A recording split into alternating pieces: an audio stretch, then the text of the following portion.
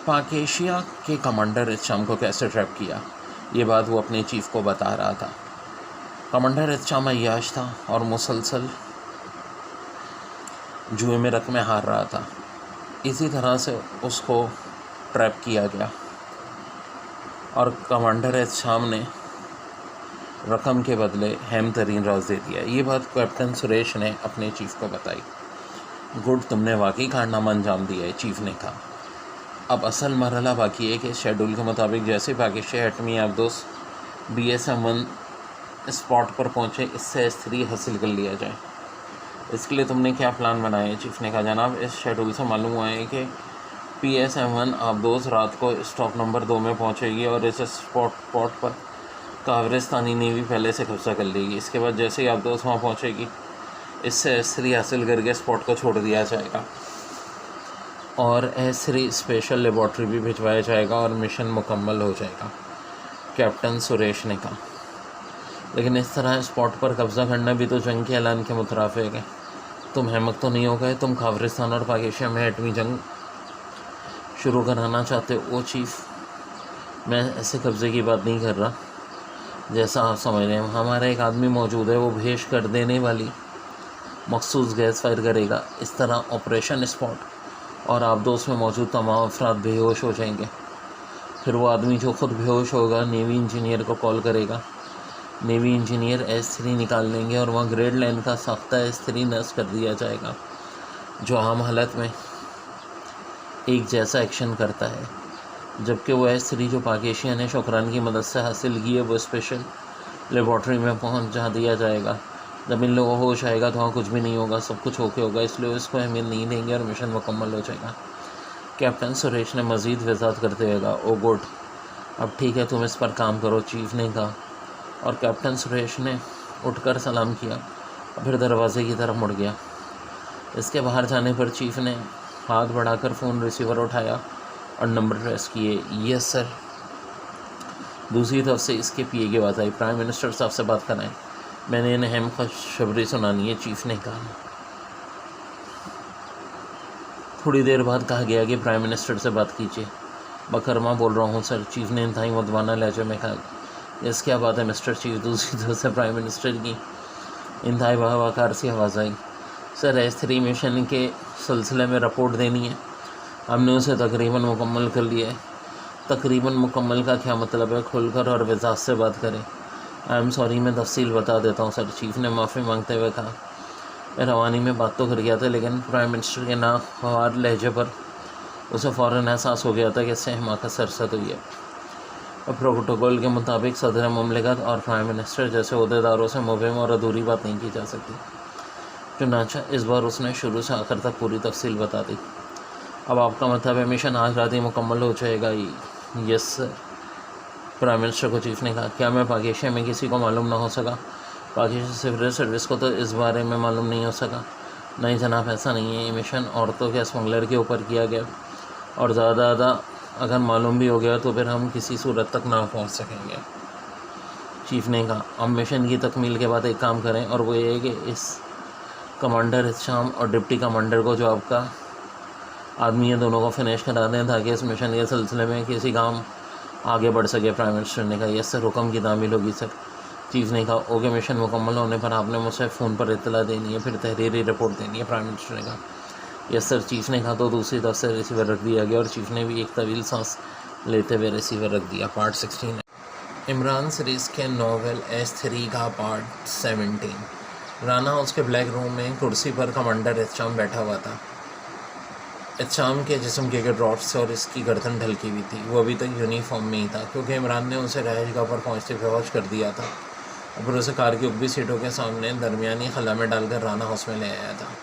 इमरान ने इस पर कंबल डाल दिया था और गाड़ी की चेक पोस्ट पर चूँकि उसे वापसी के वक्त बिना रोका गया था, ये किसी को मालूम ही ना हुआ कि वो कमांडर इस्लाम को बेहोश करके अगवा करके ले जा रहा है।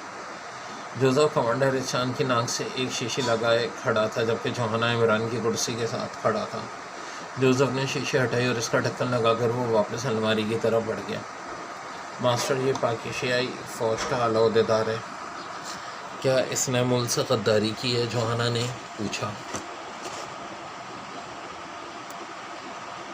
इमरान ने कहा देखो अभी मालूम हो जाएगा कि इसने क्या किया है। चंद लम्हों बाद कमांडर हिशाम के जिस्म में हरकत के असरात नुमाया होने शुरू हो गए। इसी दौरान जोसेफ शीशे अलमारी में रखकर वापस आकर इमरान की कुर्सी की दूसरी साइड पर खड़ा हो गया था। चंद लम्हों बाद कमांडर हिशाम ने घबराते हुए आंखें खोल दी। इसके साथ इसने लाशौरी तौर पर उठने की कोशिश की। ज़ाहिर रॉड्स में जकड़ा होने की वजह से उसे कमसा कर ही रह गया। ये क्या मतलब कि मैं कहाँ हूँ, तुम इमरान, ये क्या है? कमांडर हिशाम ने इंतहाई हैरत भरे लहजे में रुक कर कहा। कमांडर हिशाम, तुम नेवी के आला ओहदेदार हो, लेकिन ये मेरी कुर्सी के दाएं बाएं तुम्हें वो दोस्त से याद वो नज़र आ रहे हैं। इन्हीं किसी बड़े छोटे से कोई दिलचस्पी नहीं। ये दोनों इंसान की हड्डियाँ तोड़ने में महारत रखते हैं। इसलिए बता दो कि तुमने प्यारे राम के साथ क्या डील की है। कौन प्यारे राम? ये तुम क्या कह रहे हो? मैं तो किसी प्यारे राम को नहीं जानता। कमांडर हिशाम ने कहा। जोहाना? इमरान ने जोसेफ से कहा। Yes master. जोहाना ने कहा। हुक्म करो। इस कमांडर हिशाम की आँख निकालता इमरान ने इंतहाई सर लहजे में कहा। Yes master. जोहाना ने कहा और बड़े सफाकान अंदाज में कमांडर हिशाम की तरफ बढ़ने लगा। रुक जाओ बताता हूँ, रुक जाओ। कमांडर हिशाम ने चीखते हुए कहा। वो जोहाना की कदोकामत और जसामत के साथ उसके चेहरे पर उभर आने वाली सफाकी के तासुरात और उसके जहरानापन से खौफज़दा हो गया था। वहीं रुक जाना। फिर ये जैसे ज़ुबान रुके जो बोले इसकी आँख निकाल देना। इमरान ने सट लहजे में कहा। Yes master. जोहाना ने वहीं साइड पर रुकते हुए कहा। पहले वादा करो तुम मेरी बात की रिपोर्ट नहीं करोगे। मैंने एकरी छोड़कर एक्रेमिया चला जाऊँगा, मुझे माफ़ कर दो। कमांडर हिशाम ने कहा। क्यों अपनी आँख ज़ाया कराने चाहते हो कमांडर? असल बात करो। इमरान का लहजा यकलक इंतहाई सर तो क्या। मैंने प्यारे राम को आप 200 के शेड्यूल की कॉपी दी है और कुछ नहीं दिया, और ये कोई हेमराज नहीं है। हमारी मिलिट्री इंटेलिजेंस ने काब्रिस्तान की आप 200 का शेड्यूल वहाँ से हासिल किया हुआ है। इस शेड्यूल में क्या होता है? इमरान ने होंठ चबाते हुए सिर्फ ये कि कौन सी आप दोस्त किस रोज़ किस ऑपरेशनल स्पॉट में जाएगी। पूरे महीने का शेड्यूल होता है, हर माह नया तैयार करते हैं। कमांडर हिशाम ने जवाब दिया। ऑपरेशनल स्पॉट्स क्या होते हैं? इमरान ने पूछा। काफिरिस्तानी समंदरी हदूद के करीब पाक एशियाई समंदरी हदूद के अंदर आप 200 के लिए बाकायदा ऑपरेशनल स्पॉट बनाए जाते हैं। ये ज़ेरे ज़मीन होते हैं, एक छोटी सी इमारत के अंदाज में बनाए जाते हैं जहाँ तैरते रहते हैं। इनके अंदर आप 200 होती है और फिर वहीं इस आबदोज़ की मदद से दुश्मन की आबदोज़ और जहाज़ों को निशाना बनाने की मशक़ की जाती है, और इन स्पॉट्स की जदीद तरीन साइंसी आलात से बाकायदा हिफाजत की जाती है। कमांडर हिशाम ने भी अपनी सरहद में ऐसे ऑपरेशनल स्पॉट्स बनाए हुए हैं। कमांडर हिशाम ने जवाब दिया। क्या मामला मुस्तकिल रहता है? इमरान ने पूछा। हाँ, लेकिन हर 15 रोज़ बाद हमला तब्दील कर दिया जाता है। 15 रोज़ से ज़्यादा ज़ेरे ज़मीन नहीं रह सकते। कमांडर हिशाम ने जवाब देते हुए कहा। क्या ऑपरेशनल स्पॉट्स को दुश्मन मुल्तवा नहीं करते? इमरान ने कहा नहीं, इसलिए कि सब कुछ एक बैनुल-अक़वामी मुआहदे के तहत होता है।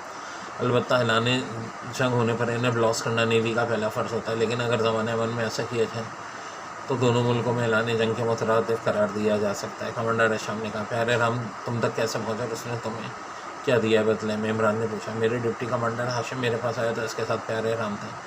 हमारी मुलाकात कलब में हुई थी। मैं यहाँ की नौकरी छोड़कर मुस्तकिल तौर पर अमरीका में सेटल होना चाहता था, क्योंकि अमेरिका मेरा ख्वाब है, लेकिन मैं वहाँ किसी लॉर्ड की तरह रहना चाहता था। कमांडर हिशाम ने बताया कि उसके लिए उसे बड़ी रकम चाहिए थी, इसलिए कमांडर हिशाम ने कलाम में जुआ खेलना शुरू कर दिया, लेकिन बावजूद अक्सर जीतने के बाद भी कमांडर हिशाम मामूली सी भी रकम इकट्ठी नहीं कर सका। इसलिए जब प्यारे राम ने कमांडर हिशाम को $1 करोड़ देने का वादा किया तो हैरान रह गया। उसके जवाब में उसने सिर्फ शेड्यूल की कॉपी तलब की तो कमांडर हिशाम और हैरान हो गया, क्योंकि वो इतनी अहम चीज़ ना थी। कमांडर हिशाम ने उससे पूछा भी वो $1 करोड़ कैसे दे सकते हैं? तो बहुत बड़ी रकम है। तो उसने बताया कि इसका ताल्लुक काफिरिस्तान की मिलिट्री इंटेलिजेंस से है और हुकूमतों के लिए रकम इंतहाई मामूली हैसियत रखती है, जिस पर कमांडर हिशाम ने आमादगी ज़ाहिर कर दी। उसने फिर कमांडर हिशाम को $1 करोड़ का एक्रेमियन बैंक का गारंटीन चेक दिया। तो कमांडर हिशाम ने इस बैंक फ़ोन करके वहाँ से तस्दीक कराई, तो इसने चेक कैश होने की तस्दीक कर दी, जिस पर कमांडर हिशाम ने शेड्यूल की कॉपी उसे दे दी और वापस चला गया। ये सारी कार्रवाई कमांडर हिशाम ने इमरान को बताया कि उसने सुबह की है। पार्ट 17 नॉवेल S3 का पार्ट 18। इमरान ने कमांडर हिशाम से पूछा वो चेक का है? मेरी जेब में है और मैं उसे हर वक्त साथ रखता हूँ। कमांडर हिशाम ने जवाब दिया। जोहाना इसकी जेब से चेक बुक निकाल लो। इमरान ने जोहाना से कहा तो इसके करीब जोहाना ने कमांडर हिशाम की जेब की तलाशी लेना शुरू कर दी और फिर जब एक जेब से उसने चेक निकाल कर इमरान को दे दिया तो इमरान ने उसे खोला और फिर रोशनी की तरफ करके उसे इस तरह देखने लगा जैसे लोग आम करेंसी नोटों में मौजूद तस्वीर को चेक करते हैं। फिर उसके लबों पर हल्की सी मुस्कुराहट आ गई। जिस बैंक को तुमने फ़ोन किया था इसका नाम तुम्हें प्यारे राम ने बताया था? इमरान ने कहा। हाँ, कमांडर हिशाम ने कहा। इसका मतलब तुम इंतहाई बेवकूफ़ आदमी हो। मुझे हैरत है कि तुम जैसे अहमक को कैसे अहम ओहदे पर लगाया गया है।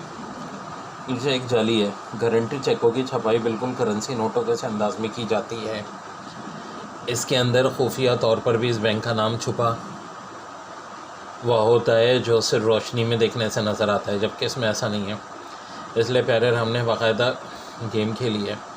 इन्होंने इससे पहले से सेटअप कर रखा था और फ़ोन पर इनका ही आदमी मौजूद था।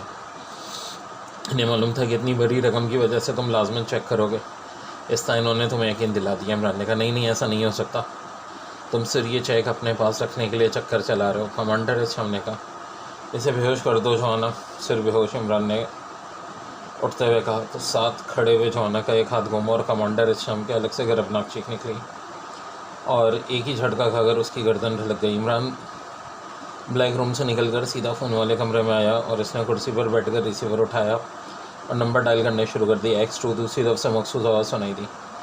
इमरान बोल रहा हूँ, राना हुसैन। इमरान ने कहा और इसके साथ ही इसने पूरी तफसील बता दी। ओ वेरी बैड। इतना बड़ा अहदेदार और इस तरह की गद्दारी कर गया। ब्लैक ज़ीरो ने हैरत भरे लहजे में कहा, तुम सर सुल्तान से बात करके इन्हें सारी तफसील बता दो। मैं जोसेफ को कह देता हूँ कि वो इस कमांडर हिशाम को उनकी कोठी पर चढ़ाएगा। सर सुल्तान नेवी के सरबराह को बुलाकर ख़ुद ही सबको बता देंगे। और हाँ, इन्हें कह देना कि डिप्टी कमांडर हाशिम भी काफिरिस्तान का एजेंट है, वो इनके ख़िलाफ़ भी कार्रवाई करें।